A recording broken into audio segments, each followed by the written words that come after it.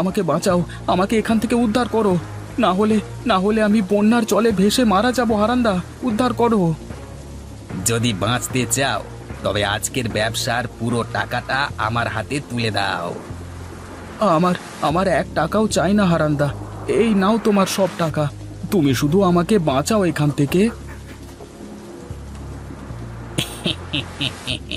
তোমাকে আর বাঁচিয়ে কি হবে? তুমি বরং এখানেই মরো। আমি তোমার বাড়িতে যেয়ে কাঁদো কাঁদো মুখ করে বলবো, গোপালদা বন্যার জলে ভেসে গেছি।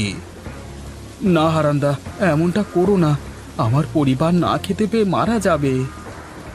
সে সব আমার দেখে কি হবে? তুমি বরং এখানে হাবুডুবু খাও। হ্যাঁ, আমি চলি।